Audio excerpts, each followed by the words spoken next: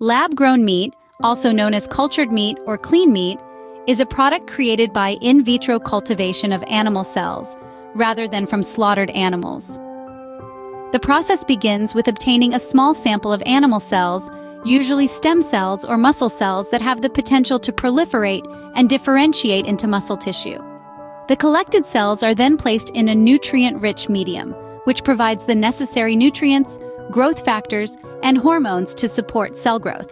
This medium typically contains amino acids, sugars, vitamins, and minerals, as well as fetal bovine serum that's collected from the blood of fetal calves that provide essential growth factors. In the nutrient-rich environment of the culture medium, the cells begin to multiply and form cell aggregates or clusters. This proliferation stage is crucial for generating a sufficient quantity of cells to produce meat products. As the cells continue to proliferate, they undergo differentiation into muscle tissue, a process that is typically induced by altering the culture conditions, such as changing the composition of the medium or applying mechanical stimulation.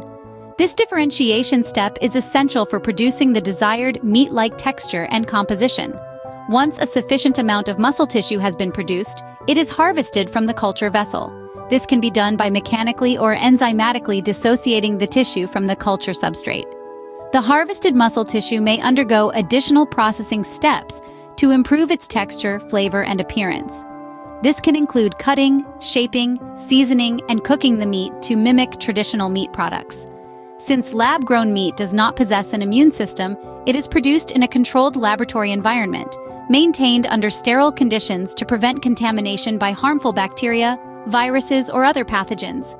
Cleanroom protocols, including the use of sterile equipment, air filtration systems, and stringent hygiene practices, minimize the risk of microbial contamination during the cell culture process.